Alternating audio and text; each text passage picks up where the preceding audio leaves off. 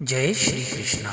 कारागार में जब भगवान नारायण ने माता देवकी को अपने चतुर्भुज रूप में दर्शन दिए तो माता देवकी नारायण से कहने लगी, हे प्रभु, आप दृश्य जगत के प्रलय के अंत में सारे ब्रह्मांड को अपने उदर में धारण करते हैं, फिर भी आप अपनी विशुद्ध कृपावश मेरे गर्भ में प्रकट हुए हैं।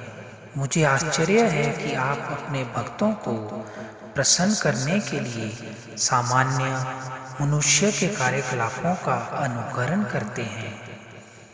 देवकी की प्रार्थना सुनकर भगवान ने उत्तर दिया, हे माता, स्वयंभू मनु के कल्प में मेरे पिता वसुदेव एक प्रजापति के रूप में थे जिसका नाम सूतपा था और आप उनकी पत्नी पृषि थी। उस समय ब्रह्मा ने प्रजा बढ़ाने की इच्छा से आपसे संतान उत्पन्न करने के लिए कहा। आपने अपनी इंद्रियों को वश में करते हुए कठोर तपस्या की। योग पद्धति में प्राणायाम का अभ्यास करते हुए आप पति पत्नी दोनों ने वर्षा, वायु, कड़कती धूप जैसे भौतिक नियमों के सारे प्रभावों को सहन किया। आपने समस्त धार्मिक नियमों का भी पालन किया। इस प्रकार आपका हृदय निर्मल हो गया और भौतिक नियम के प्रभावों पर भी नियंत्रण प्राप्त हो गया। तपस्या करते हुए आप वृक्षों के नीचे भूमि पर गिरी हुई पत्तियों मात्र का आहार करती रही। तब स्थिर मन तथा इंद्रिय निग्रह द्वारा आपने मुझसे अद्भुत वर प्राप्त करने के लिए मेरी पूजा की। आप दोनों ने देवताओं की गणनाओं के अनुसार 22,000 वर्षों तक कठोर तपस्या की। इस अवधि में आपका मन मुझ में ही लीन रहा। जब आप भक्ति कर रही थी और अपने मन में निरंतर मेरा ध्यान कर रही थी, तब मैं आपसे अत्यधिक प्रसन्न हुआ। हे निष्पाप माता, अतः आपका अंतःकरण नित्य ही विशुद्ध है। उस समय भी मैं आपके समक्ष इसी रूप में आपकी इच्छा पूर्ति के लिए प्रकट हुआ था और आपसे मनोवांछित वर मांगने के लिए कहा था।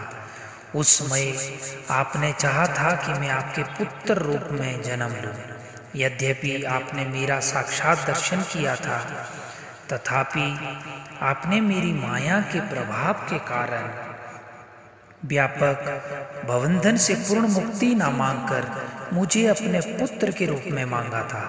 दूसरे शब्दों में, भगवान ने प्रकट होने के लिए इस जगत में पृषि तथा सुतपा को अपने माता पिता के रूप में चुना। जब भी भगवान मनुष्य रूप में अवतरित होते हैं, उन्हें माता पिता की आवश्यकता होती है।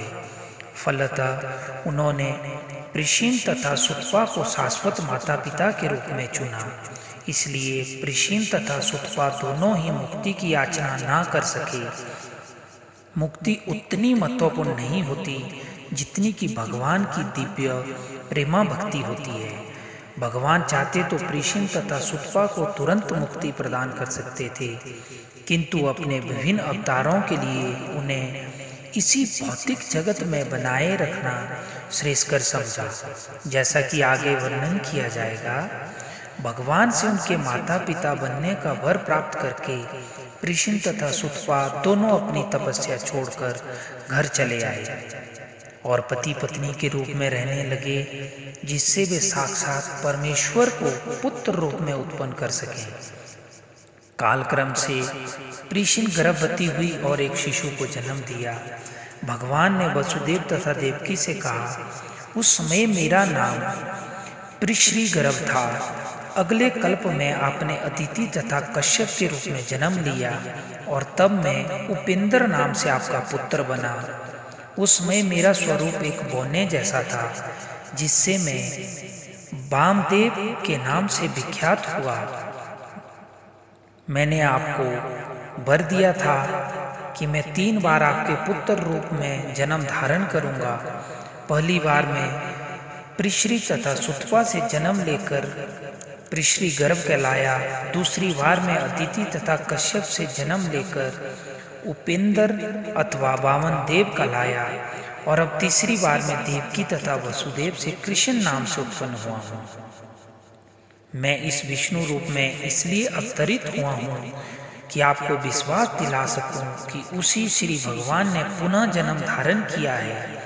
मैं चाहता तो एक सामान्य शिशु के रूप में प्रकट हो सकता था, किंतु तब आपको विश्वास न होता कि आपके गर्भ से मुझ भगवान ने ही जन्म लिया है। हे मेरे माता पिता, इस तरह आपने कई बार अत्यंत लाड प्यार से अपने पुत्र के रूप में मुझे पाला पोसा है। अतः मैं अत्यधिक प्रसन्न हूँ और आपका अत्यंत कृतज्ञ हूँ।